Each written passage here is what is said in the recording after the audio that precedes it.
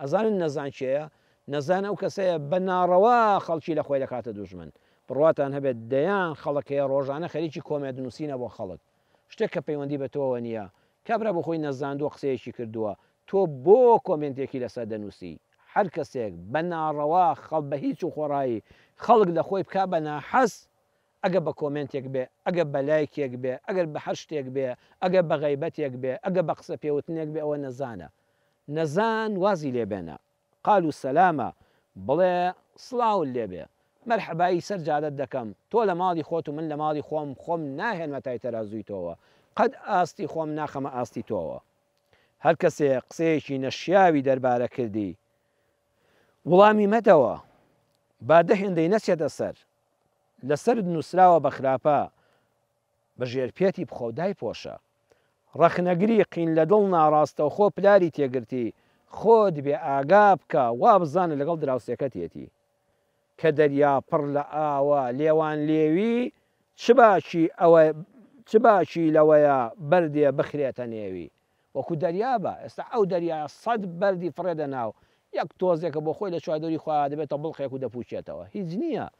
کە دەریا پڕ لە ئاوە لێوان لێوی، چ باکی لەوەیە بەردێ بخرێتە نێوی. بەڵام یەک سوراحەیەک ئاو قاپێکایی بچکۆ لە بەردێکی تێبکە، یەکسە بە خۆی شڵپەیەکی گەورە دروست دەکات. تۆ دەریابە، وەکو دەریابە، دەریا ئەو هەموو بەرد و پیسەی تێدەکەن، هەر گوێشی لێ نییە، پشت گوێیان دەخوا. پیاوی سەرڕاست و خۆڕاگریش وەکو دەریا وایە، چەنەباز و دەمدراوان ناتوانن ناوی بزڕێنن. خوا بە پێغەمبەری فەرموو صلی الله عليه وسلم، بۆ تۆی ئومەتی شێتی دڵخۆش بە، ئین شانئەکە هو الأبتر. خوا هەمومان سوورەتی کەوسەر دەخوێنینەوە، ئینا ئەعطەیناکە الکەوثەر فەصەلی لرەبیکە وەنحەڕ ئین شانئەکە هو الأبتر. کاکە لەسەر ئین شانئەکە هو الأبتر بوەستە، ئەمە هەر بۆ پێغەمبەر نییە صلی الله عليه وسلم، بۆ من و بۆ تۆشە کە ئومەتی ئەو خۆشەویستەین. پێت دەفەرمێ بەهرەمەند بە لە قورئان، ئەم دەرسە گەورە لەم ئاەتە وەرگرە، ئین شانئەکە هو الأبتر. سەرڕاست بە، لەگەڵ خوای خۆتدا ڕاست بە، لەگەڵ خۆتا ڕاست بە، لەگەڵ خەڵکا ڕاست بە، وەکو پێغەمبەرەکەت بە صلی الله عليه وسلم لەسەر ڕێبازی ئەو بە، ئیتر چەنەباز و دەمدراو بە هەر بۆ خۆی بەرامبەرت بڵێ، بڕواتان هەبێ ئین شانئەکە هو الأبتر، ئەو خۆی دەدۆڕێ. چەپەڵکاران ناتوانن ڕوخساری پاکت بڕوشێنن.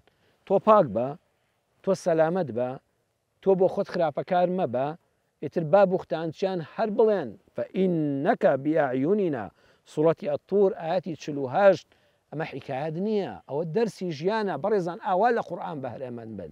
واللهی ناحەزان و پیسان و دەغەڵان، بوختانچیان و ناشیرینکاران ناتوانن دەم و چاوی پاکی تۆ بڕوشێنن. فەئینەکە بیئەعیونینا، چونکە تۆ لەگەڵ خوای خۆتا ڕاستی، ئەڵڵا سوبحانە وتەعالا بۆ خۆی چاودێریت دەکا. خوا دەفەرمێت تۆ لەژێر چاودێری ئێمەدایت. بەڵێ ئەهلی ئیمان وەکو چۆن پێغەمبەران سەلامی خۆیان لەسەر بێ، ئازار دەدران، بوختانیان بۆ دەکرا، ناڕەحەت دەکران، عەزیەت دەدران، تەنها پەنایان بۆ پەروەردگار دەبن. وأعرض عن الجاهلین، ڕوو لە نەزانان وەرچەرخێنە، بڕۆ ڕوو لە خوای پەروەردگاری خۆت کە، خەریکی کاری خۆت بە، بیست پێرە بە خوای پەروەردگار، خوای پەروەردگار ئەو خراپەکارت لە کۆڵ دەکاتەوە. بۆیە با بەردەوام لە خزمەت قورئان دابین، با هەمیشە لە خزمەت قورئان دابین، قورئان بیخوێنینەوە، لەبەری کەین، لێی وردبینەوە و لە مەیدانی کارکردنی شابەکاری بێنین. بڕواتان هەبێ ئەو کاتە ژیانمان دەگۆڕێ، وەڵڵاهی خێزانمان دەگۆڕێ، کۆمەڵگامان دەگۆڕێ، بڕواتان هەبێ دەتوانین جیهان بگۆڕین. بەڵام ئەگەر قورئان تەنها بەس بۆ خوێندنەوە بێ، تەنها بەس بۆ لەبەرکردن بێ، تەدەببور و تێفکرین و لێوردبوونەوەی لەگەڵ نەبێ، هەروەها کارپێکردنی لەگەڵ نەبێ، پەنا بەخوا لەوە چێ لەسەری قەرزدار بینەوە. یا ڕەبی خوایە باشتر لە کەلامەکەی خۆت کە دوا پەیامی ئاسمانە بۆ سەر زەوی و هەر ئەوەش حەق و ڕاستەکە قورئانە، یا ئەڵڵاه بەهرەمەندمان کەی. آمین والحمد لله رب العالمين.